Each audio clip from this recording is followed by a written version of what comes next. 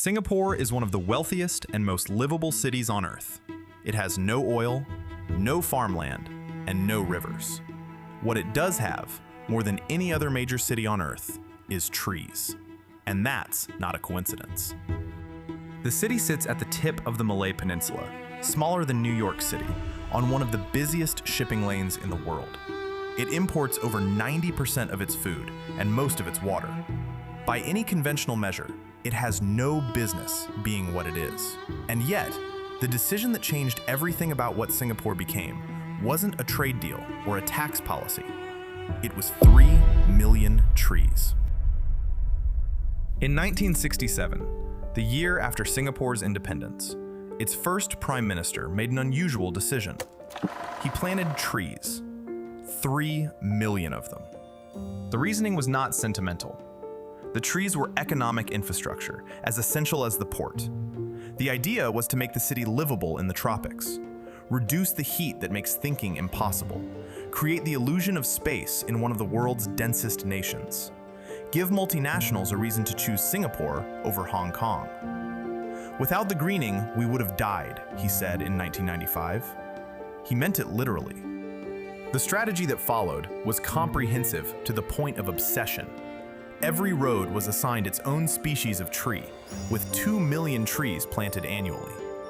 The National Parks Board operated like a military unit with botanical objectives. Tree density per kilometer, green plot ratios for new buildings. All of it measured, reported, optimized. The results are measurable in ways most cities can't claim.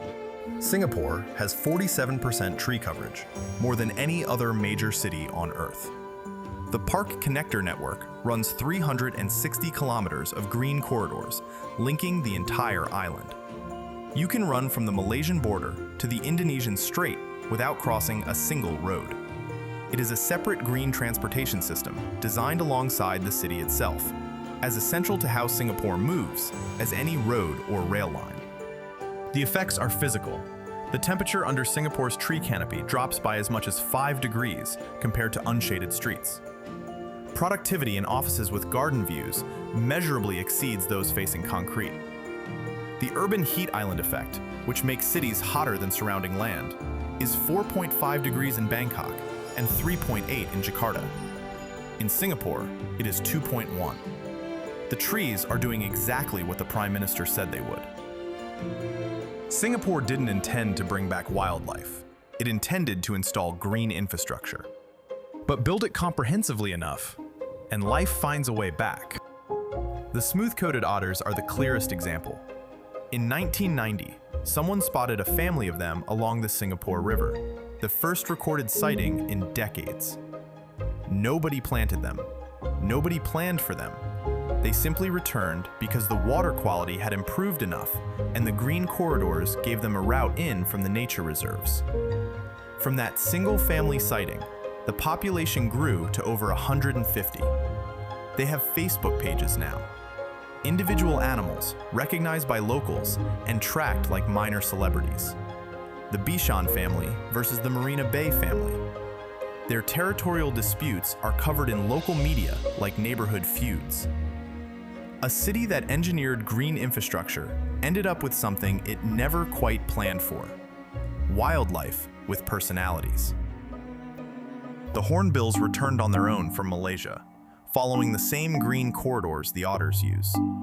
Eagles discovered that telecommunications towers make adequate substitutes for tall trees and began nesting in them. Pythons followed the monitor lizards, which followed the rats, which had never really left. Each species arriving not because anyone invited them, but because the conditions had quietly become suitable again.